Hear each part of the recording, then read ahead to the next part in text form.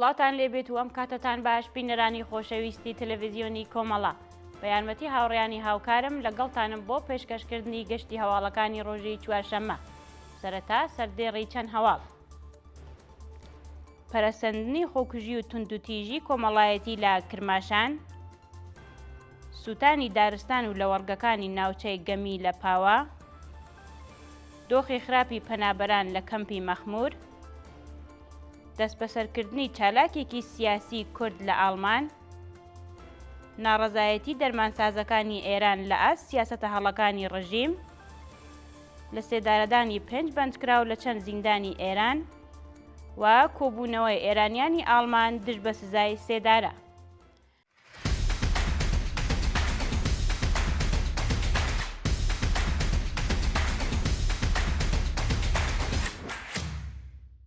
پەرەسەندنی خۆکوژی و توندوتیژی کۆمەڵایەتی لە کرماشان. بەپێی هەواڵی گەیشت و لە ماوەی 2 ڕۆژی ڕابردوودا 2 گەنجی تەمەن 35 ساڵ لە پارێزگای کرماشان خۆکوژیان کردووە و پیاوێک لە سەرفیروز ئاباد بە چەک بنەماڵەی هاوسەرەکەی کوشتووە. بە وتەی سەرچاوەکانی هەواڵ، گەنجێکی تەمەن 35 ساڵ لە گوندی سەراب کەریانی جەلالوەند لە ناوچەی سەرفیروز ئاباد بە ناوی سوهەیل سەفایی لە ڕێگەی خۆکوژی کۆتایی بە ژیانی هێناوە. هەروەها پیاوێکی تەمەن 35 ساڵی دیکە لە 9 پەنجەمی مەسکەنی میهری کرماشان خۆی فڕێداوەتە خوارەوە و دەست بە جێگیانی لەدەستاوە. ناسناوی ئەو شارومەندە بۆ ڕایگشتی ئاشکرا نەکراوە. لە هەواڵێکی دیکەدا پیاوێک لە ناوچەی درودی فەرامانی سەر بە ناوچەی سەرفیروز ئابادی سەرپۆڵی زەهاو هاوژین خەزورە و برای هاوژینەکەی بەچەک کوشتووە و کەسێکی دیکە لە ناوچەی باڵوەندی کرماشان خوشکەکەی بە دەستڕێژی گوللا کوشتووە. تێکچوونی دۆخی تەندروستی بانکراوێکی خەڵکی پیرانشار پاش ئازادی لە زیندان. بەپێی راپۆرتی ڕێکخراوەکانی مافی مرۆڤ، باندکراوێکی خەڵکی گوندی سەرۆکانی سەر بە شارستانی پیرانشار بە ناوی عەبدوڵڵا ئاژیر پاش ئازادی لە گرتوخانە ئیتڵاعاتی ورمێ دۆخی تەندروستی تێکچووە و ڕەوانەی ناوەندە دەرمانیەکان کراوە. 40 ڕۆژ لەمەوبەر عەبدوڵڵا ئاژیر شاخەوانی خەڵکی پیرانشار بەبێ بەڵگەی قەزایی لەلایەن هێزە ئەمنیەتیەکانەوە دەست بەسەر و بۆ گرتوخانە ئیتڵاعاتی ورمێ ڕاگوێزرا. ناوبراو لە ماوەی 40 ڕۆژی ڕابردوودا بە سەختی ئەشکەنجە و ئازار و ڕۆژی 30 گوڵان بەدانانی وەسیقا ئازاد کراوە. سیستمی ئیمەنی ئەو بەندکراوە پاش ئازادی لە زیندان تووشی کێشە بووە و ئەگەر چارەسەر نەکرێت تووشی فەلەجی جەستەیی و لە کارکەوتنی زمان مێشک و بینایی دەبێت. بە وتەی چالاکانی مەدەنی پیرانشار، چەندین تاقیکردنی پزیشکی لەسەر عەبدوڵڵا ئەنجام دراوە، بەڵام کادری دەرمان هێشتا هۆکاری توشبوونی ناوبراویان بەو نەخۆشیە دەگمەنە نەزانیوە.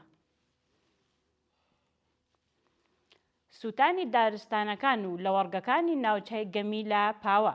بەپێی ئەو دیمەنانە لەلایەن ئەنجومەنی ژیوای پاوە بڵاوکراونەتەوە، دارستان و لەوەرگاکانی ئاوایی کەمەرە و شاخی نەجار ئاگری گرتووە و زیانێکی زۆر بە ژینگەی ناوچەکە گەیشتووە. ڕۆژی ڕابردوو ئەندامانی ئەنجومەنی ژیوای پاوە و خەڵکی خۆبەخش هەوڵی دامرکانەوەی ئاگرەکەیان داوە، بەڵام بەهۆی شاخاوی بوونی ناوچەکە و نەبوونی ئیمکانات ئاگرەکە کۆنتڕۆڵ نەکراوە. بەڕێوەبەرانی ئەنجومەنی ژیوا داوایان لە خەڵکی ئەو شارە کردووە یارمەتیان بدەن تاکو بتوانن ڕێگە لە تەشەنەگرتنی ئاگرەکە بۆ ناوچەکانی دیکە بگرن. دۆخی خراپی پەنابەران لە کەمپی مەخمور. ماوەی چەند ڕۆژە کەمپی پەنابەرانی مەخمور لەلایەن ئەرتەشی عێراقەوە گەمارۆ دراوە و دانیشتوانی ئەو کەمپە لە دۆخێکی سەختدا دەژین. چەند ڕۆژ لەمەوبەر نوێنەرانی کەمپی مەخمور سەردانی وەزارەتی دادگستری عێراقیان کرد لە شاری بەغدا و لە کاتی گەڕانەوە 5 کەسیان لەلایەن ئەرتەشی عێراقەوە دەست بەسەر کران. ڕۆژی ڕابردوو ئەرتەشی عێراق ژمارەیەکی زۆر هێز و ئۆتۆمبیلی سەربازی ڕەوانەی ئەو کەمپە کرد. گەمارۆدانی کەمپەکە ڕێگە لە هاتوچوی پەنابەران و هاوردەکردنی کەلوپەل گرتووە و دانیشتوانەکەی لە دۆخێکی سەختدا دەژین. دەست بەسەرکردنی چالاکێکی سیاسی کورد لە ئاڵمان. یوکسێل کۆچ چالاکی سیاسی خەڵکی باکووری کوردستان و دانیشتووی ئاڵمان ڕۆژی سێشەممە 30 گوڵان لەلایەن پلیسی ئەو وڵاتەوە دەست بەسەر کرا. ڕۆژی ڕابردوو پلیسی شاری بریمین هێرشی کردە سەر ماڵی یوکسل کۆچ و وێڕای پشکنینی کەلوپەلەکانی ناوبراوی دەست بەسەر کرد. پلیسی ئاڵمان بۆ چالاکە سیاسیی ڕاگەیاندووە کە بڕیاری دەست بەسەرکرانی لەلایەن دادگای شاری کالسرۆ دەرکراوە نەبوونی بەڵگەی سەڵمێنەر بۆ تاوانبار ناساندنی ئەو چالاکە سیاسیە نیگەرانی لەسەر دۆخی تەندروستی و چارەنووسی زیاد کردووە. جێگای ئاماژەیە کە یەکێتی ئوروپا چالاکی لایەنگرانی پارتی کرێکارانی کوردستان پەکەکەی قەدەغە کردووە و چالاکانی سیاسی باکووری کوردستان لەژێر گوشاری وڵاتانی ئوروپاییدان. دەستپێکی مانگرتنی کامیۆنداران لە چەند شاری ئێران. بەیانی چوارشەممە 31 گوڵان کامیۆنداران لە شارەکانی بەندەر عەباس، قەزوین و شیراز مانگرتنی سەراسەریان دەست پێ کرد و چاوەڕێ پێوەستبوونی هاوکارەکانیان لە شارەکانی دیکەن. لە ڕۆژانی ڕابردوودا یەکێتی کامیۆندارانی ئێران لە بانگەوازێکدا داوای لە ئەندامانی ئەو ئیتحادیە کرد بۆ ڕۆژی 1 جۆزەردان دەست بە دۆخی خراپی پیشەیی و مەعیشەتی مان بگرن. تا بە ئەمڕۆ کامیۆندارانی شارەکانی بەندەر عەباس، قەزوین و شیراز پێشوازیان لەو بانگەوازە کردووە و ماوەی 2 ڕۆژە دەستیان لە کار کێشاوە. کامیۆندارانی ئێران خوازیاری کەمکردنەوەی باج، پێدانی پشکی سوتەمەنی، کەمکردنی نرخی گازۆئیل و پارچەی یەدەکی ئۆتۆمبیل، چوونەسەرەوەی کرێبار و پێدانی بیمە بە نرخی گونجاو بوون. کۆبوونەوەی خانشینکراوانی سەنعەتی نەوت لە ئەهواز. خانشینکراوانی سەنعەتی نەوت لە خوزستان ڕۆژی سێشەممە 30 گوڵان لە بەردەم سندوقی خانشینیدا کۆبوونەوە. لە گەرمای سەرۆی چلپلەی شاری ئەهوازدا خانشینکراوانی سەنعەتی نەوت دەست بە دۆخی خراپی مەعیشەتی لە بەردەم سندوقی خانشینیدا خۆپیشاندانیان کردووە. خانشینکراوان بە وتنەوەی دروشم خوازیاری زیادکردنی حەقدەست، پێدانی بیمەی دەرمانی کارامە، بەکردەوە دەرهاتنی گەڵاڵەی هاوسانسازی و هەڵوەشاندنەوەی بڕیاری دەوڵەت بۆ تێکەڵکردنی سندوقەکانی خانەنشینی بوون. ناڕزایەتی دەرمانسازەکانی ئێران لە ئاست سیاسەتە هەڵەکانی ڕژیم. دەرمانسازەکانی ئێران لە ئاست دانانی پلاتفۆرمی ئینتەرنەتی بۆ فرۆشی دەرمان ناڕازین و دەڵێن سیاسەتە هەڵەکانی کۆماری ئیسلامی بەستێکی گەورەی بۆ گەندەڵی لە بواری دەرماندا دروست کردووە. بە وتەی ناڕازیان گەڵاڵەی فرۆشتنی مەجازی دەرمان لە سەردەمی سەرۆک کۆماری ئیبراهیم ڕەئیسی پەسەند کراوە. لەو کاتەوە کە پلاتفۆرمی ئینتەرنەتی بۆ فرۆشتنی دەرمان دروستکراوە، عەمەڵەن بازاڕێکی مەجازی وەکو ناسر خوسرۆ بۆ ڕانت و گەندەڵی وەدی هاتووە و کەسانی نزیک لە حکوومەت تێدا گیرفانی خەڵک تاڵان دەکەن. هۆکاری گرانی و کەمی دەرمان لە بازاڕەکاندا ئەو پلاتفۆرمەیە و کەسانی کە گەندەڵی بە ئاسانی یاسا پێشێل دەکەن و وەڵام دەرەوەی هیچ لایەنێکی پەیوەندیدار نین. دەست بەسەرکردنی 2 شارومەندی بەلوچ لە ڕاست.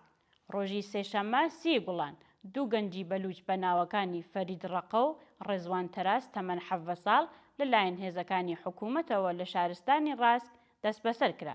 بەپێ راپۆرتی کەمپەینی چالاکانی بەلوچ، هێزە ئەمنیەتیەکانی شارستانی ڕاست بەبێ بەڵگەی قەزایی هێرشیان کردووەتە سەر ماڵی فەرید ڕەقە و ڕێزوان تەراز و ئەو 2 هاوڵاتیان بەنتودونتیژیەوە دەست بەسەر کردووە. تا کاتی داڕشتنی ئەم هەواڵە هیچ زانیاریەک لەسەر هۆکاری بەندکران و شوێنی ڕاگیرانی ئەو 2 شارومەندە لە بەردەستانیوە و بە دوواداچوونی بنەماڵەکانیان بێئاکام ماوەتەوە. گیان لە دەستانی 2 هاوڵاتی بەلوچ بە تەقەی سەرکوتگەرانی ڕەژیم. ڕۆژی سێشەممە 30 گوڵان شارومەندێک بە ناوی وەحید مەحموود زهی تەمەن 35 ساڵ و خەڵکی خاش، هەروەها سوختبەرێک بە ناوی عەبدولباست دەروازدەهی کەیکی تەمەن 37 ساڵ بە تەقەی هێزەکانی ڕەژیم گیانیان بەخت کرد. بەپێ راپۆرتی حاڵوەش، هێزە ئینتیزامیەکانی ڕەژیم لە ناوچەی گەرنچینی سەر بە شارستانی خاش هێرشیان کردووەتە سەر ئۆتۆمبیلی شارومەندێکی بەلوچ بە ناوی وەحید مەحموود زهی و ناوەبراویان کوشتووە. لە هەواڵێکی دیکەدا سوختبەرێک بە ناوی عەبدولباست دەروازدەهی کەیکی لە نزیک شارستانی ڕاسک دراوەتە بەر دەستڕێژی گولە و لە ئەنجامی ئەو هێرشەدا ناوەبراوگیانی بەخت کردووە.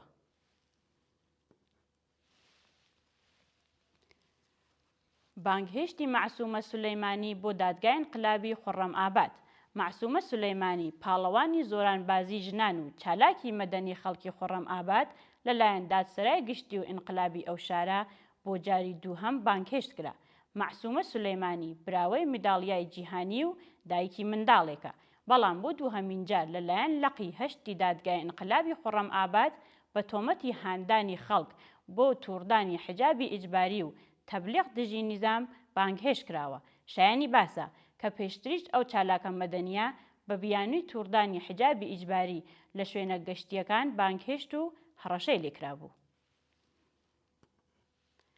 لە سێدارەدانی 5 بەندکراو لە چەند زیندانی ئێران ڕۆژی سێشەممە و چوارشەممە 31 گوڵان حکمی ئەعدامی 5 بەندکراو بە تۆمەتەکانی پەیوەندیدار بە مادەی هۆشبەر و کوشتنی بە ئەنقەست لە زیندانەکانی شیراز، یەزد، ئیسفەهان و قەزل حەساری کەرەج جێبەجێ کرا.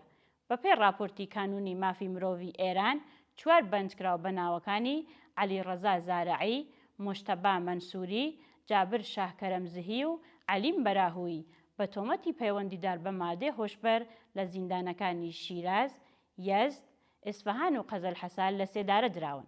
هاوکات حکمی ئەعدامی بەندکراوێکی دیکە بە ناوی موسەیب فەرهادی بە تۆمەتی کوشتنی بە ئەنقەست لە زیندانی شیراز جێبەجێ کراوە.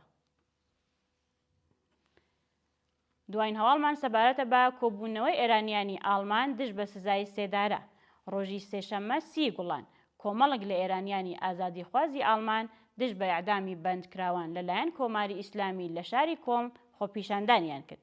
بەپێی راپۆرتەکان ئێرانیانی ئازادیخواز بە بەدەستەوەگرتنی وێنەی بەندکراوانی مەحکوم بە ئیعدام دژ بە کۆماری ئیسلامی دروشمیان بەرز کردووەتەوە و خوازیاری هەڵوەشاندنەوەی سزای سێدارە و ئازادی هەموو بەندکراوانی سیاسی بوون. بەشداربووانی ئەو چالاکیە هەروەها مۆمیان بۆ ڕێزگرتن لە یادی کرێکارانی گیانبەخکرد و لە تەقینەوەی بەندەڕەجایی داگیرساند و داوایان لە هەموو چوین و توێژەکانی کۆمەلگا کرد دژ بە جەنایەتەکانی کۆماری ئیسلامی یەکگرتوو بن. بینەرانی ئازیز و خۆشەویست، هەواڵەکانتان پێشکەش کرا. هەر شاد بژیت.